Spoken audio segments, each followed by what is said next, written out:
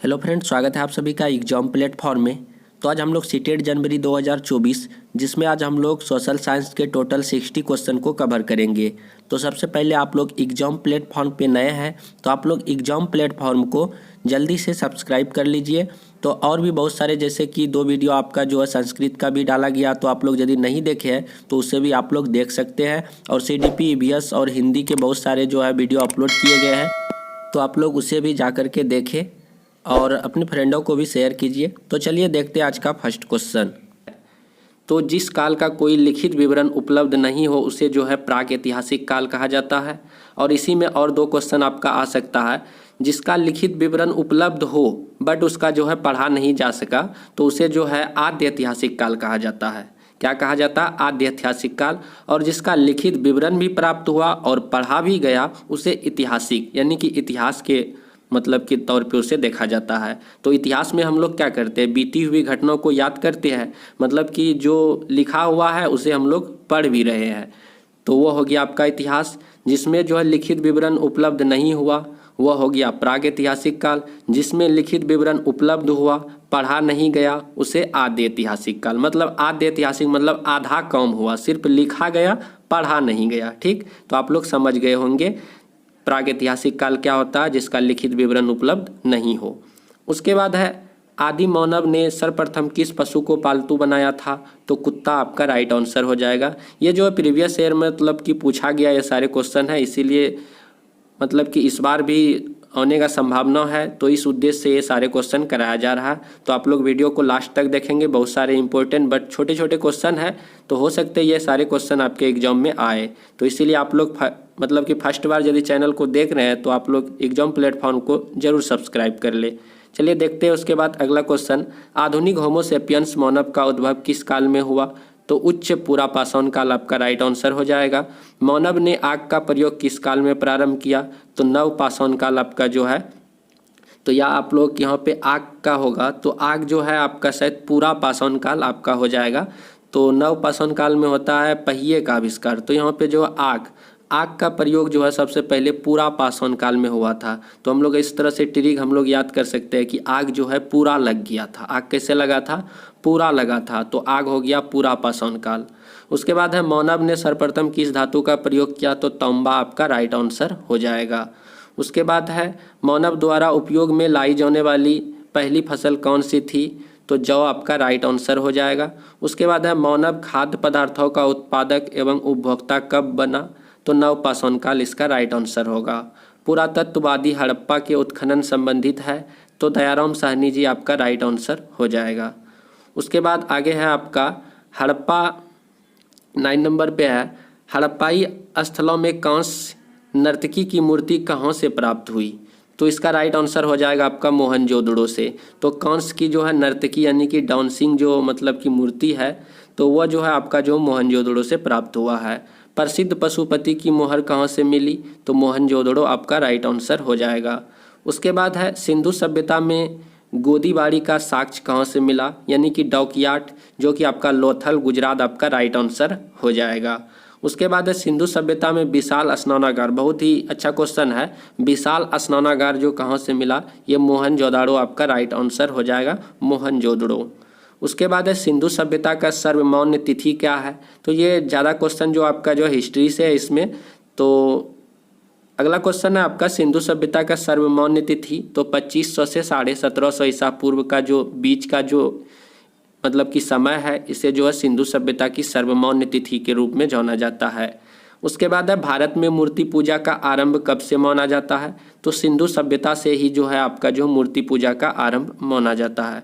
उसके बाद है ऋग्वैदिक आर्य किसकी पूजा करते थे? तो इसका राइट आंसर हो जाएगा प्रकृति का। तो प्रकृति आपका राइट आंसर होगा। आर्य भारत में सबसे पहले कहाँ पर बसे? तो सप्त सैंधव प्रदेश आपका राइट आंसर होगा। तो आर्य लोग सबसे पहले कहाँ पे आए थे? सप्त सैंधव प्रदेश आपका राइट आंसर होगा।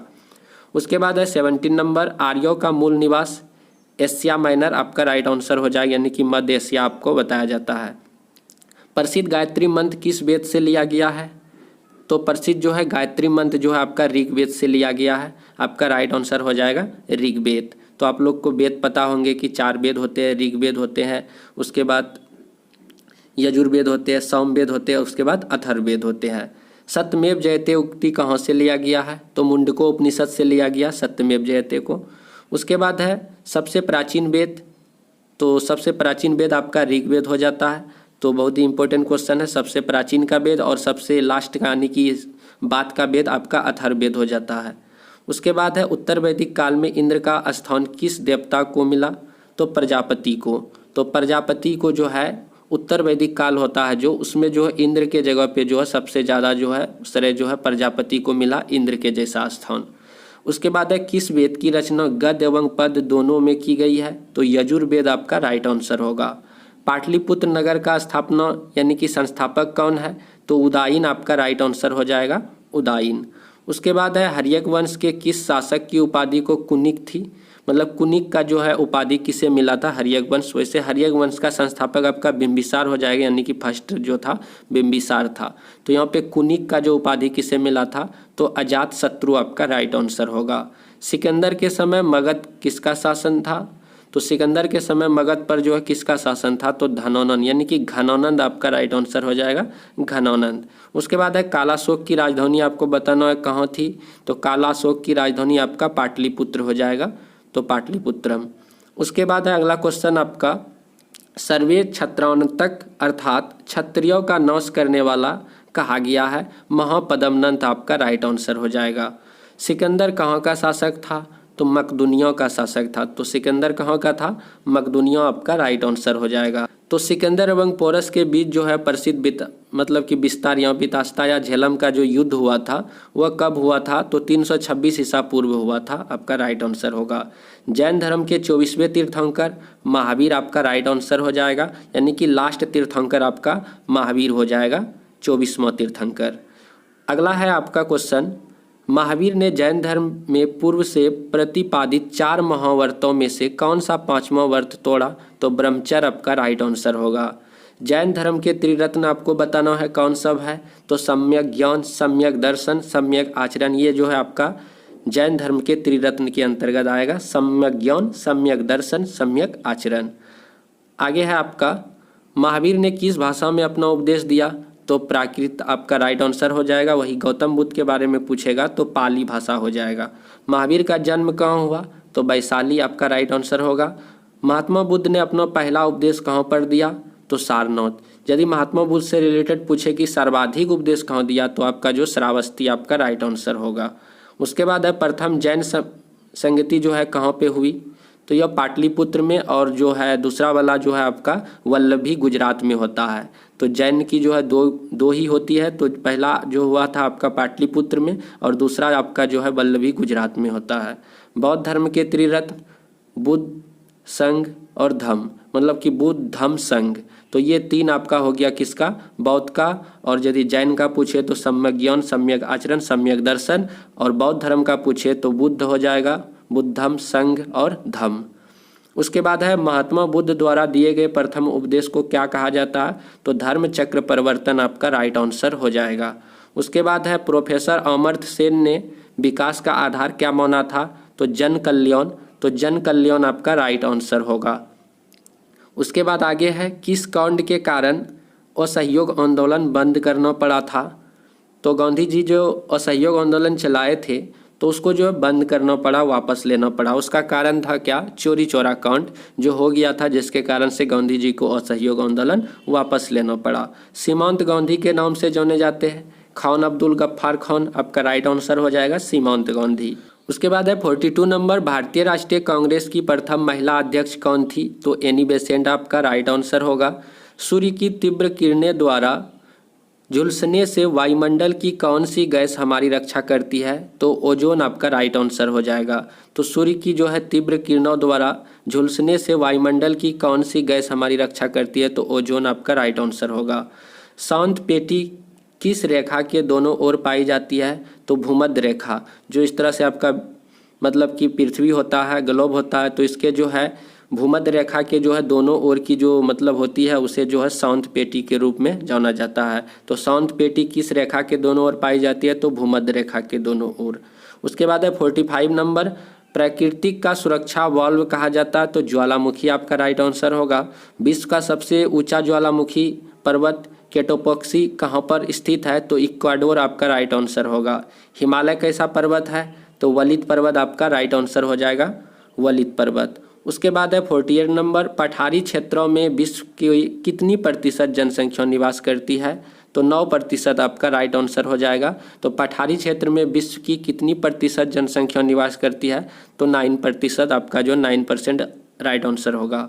उसके बाद है भूकंप में धरातलीय तरंगे होती है, तो तरंगे के रूप में होता है। नवीनतम पर्वतमाला कौन सा है, तो यूराल आपका राइट आंसर होगा वहाँ पे ऑप्शन के अनुसार। उसके बाद है 51 नंबर क्वेश्चन, हिमालय की उत्पत्ति किस भूसन्निधि से हुई है, तो तेथिस सागर आपका राइट आंसर होगा। विसुवियस ज्वालामुखी किस देश में स्थित है, तो इटली आपका राइट आंसर हो जाएगा। विसुवियस ज्वालामुखी इटली में है। उसके बाद है 53 नंबर आपका, वायुमंडल में सबसे अधिक ओजोन कहाँ पर केंद्रित है, तो एस्ट्रोस्फेयर यानी कि समताप मंडल आपका राइट आंसर हो जाएगा। यहाँ पे ओजोन गैस की जो है परत पाई जाती है। पृथ्वी की सतह से सबसे दूर वायुमंडलीय परत किस नाम से विदित है, तो बहिर्मंडल आपका राइट आंसर हो जाएगा। सबसे नीचे की बात करें तो क्षोभ मंडल, सबसे ऊपर की यदि बात करें तो बहिर्मंडल एक्सोस्फीयर आपका राइट आंसर होगा।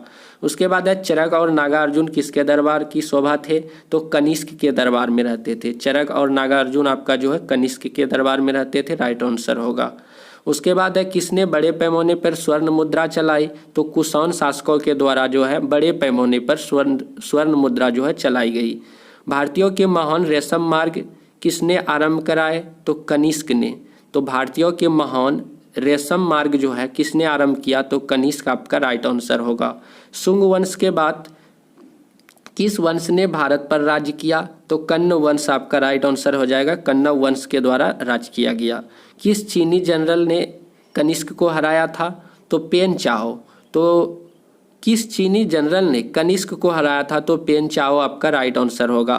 तमिल का गौरव ग्रंथ जीवक चिंतामणि किससे संबंधित है, तो जैन से। तो तमिल का गौरव ग्रंथ जो है जीवक जो है जीवक चिंतामणि किससे संबंधित है, तो जैन आपका राइट आंसर हो जाएगा। इस तरह से हम लोग टोटल 60 क्वेश्चन सोशल साइंस के कवर किए, जो ज़्यादातर आपका जो हिस्ट्री का क्वेश्चन था। तो आप लोग अभी तक नए हैं तो प्लीज़ आप लोग चैनल को एक बार जरूर सब्सक्राइब कर ले और अपने फ्रेंडों को जरूर इस वीडियो को शेयर कीजिए। तो चलिए मिलते हैं हम लोग अगले वीडियो पे। जय हिंद, जय भारत।